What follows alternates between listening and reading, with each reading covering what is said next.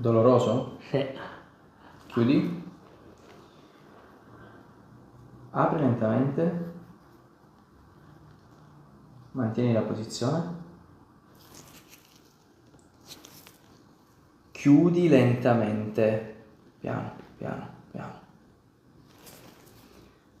Lascia in questa posizione.